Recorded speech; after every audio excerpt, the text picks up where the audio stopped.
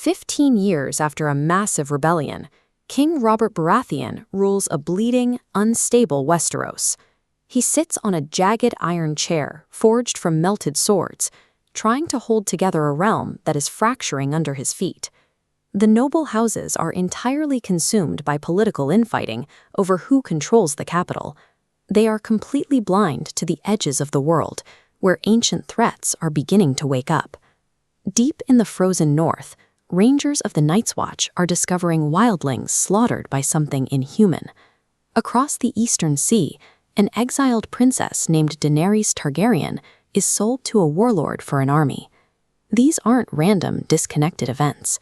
This political chaos is the result of two ancient opposing magical forces, ice and fire, finally converging after thousands of years.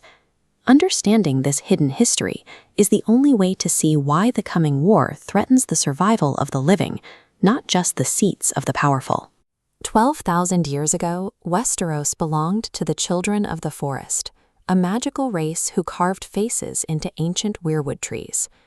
Then, the first men crossed over from the eastern continent, wielding bronze swords and setting those white weirwoods ablaze, starting a brutal territorial war. Facing mutual destruction, the two races met on the Isle of Faces to forge a desperate pact. They divided the continent. The first men claimed the coastlines and open plains, leaving the deep forests to the children. This peace held until a generation-long winter fell. White Walkers emerged from the northernmost tip, sweeping south and reanimating the dead to erase all living things. The first men and the children had no choice but to ally.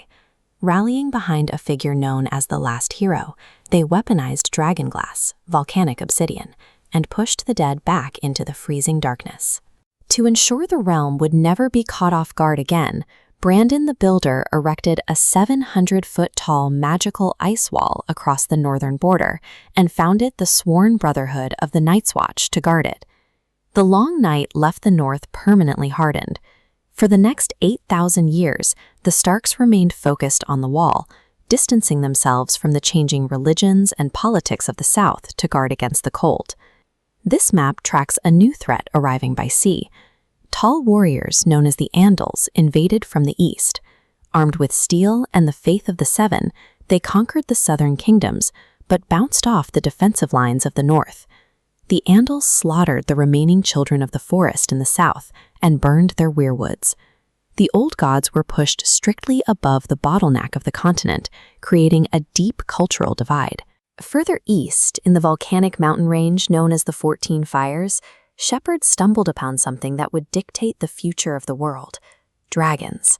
Mastering these beasts, the Valyrians built a dominant empire powered by draconic supremacy, sorcery, and weapons forged of Valyrian steel. Then, in a single day, the volcanic chain erupted. The doom of Valyria annihilated the empire. Only one noble family of Dragonlord survived, House Targaryen, who had relocated to the western island outpost of Dragonstone just before the cataclysm. Decades later, Aegon Targaryen and his sister wives invaded Westeros. Riding 3 massive dragons, they burned armies to ash, melted the swords of defeated lords, and forged the Iron Throne. Aegon forged 6 kingdoms into one through the sheer terror of dragonfire. He created a single, unified political structure, but it was one built on fear rather than a shared culture, making it prone to collapse once the dragons were gone. The seeds of the current war were planted at the tourney at Harrenhal. This was the first time in centuries that the heirs of the North and the Dragon Lords of the East were brought into direct public conflict. Crown Prince Rhaegar Targaryen, the heir to the dragon bloodline, won the tournament. But instead of honoring his wife, he rode past her and crowned Lyanna Stark, the daughter of the North. A year later, they vanished together. When Lyanna's father and brother rode to the capital to demand answers, the paranoid King Aerys burned them alive. He demanded the heads of young Eddard Stark and Robert Baratheon, but their guardian, Jon Arryn, raised his banners in rebellion instead. This timeline maps the rapid collapse of the Targaryen dynasty. From the Battle of the Bells to Robert crushing Rhaegar at the Trident, the rebellion ended when Lannister forces sacked King's Landing, terminating nearly 3 centuries of dragon rule. Robert Baratheon violently seized the Iron Throne.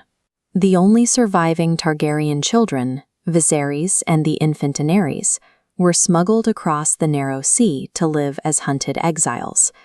Meanwhile, Ned Stark returned from a remote tower in Dorne. He brought his dead sister's body back to the north, along with a newborn bastard named Jon Snow. Robert's victory ended a dynasty, but it left the Seven Kingdoms focused entirely on the politics of the capital.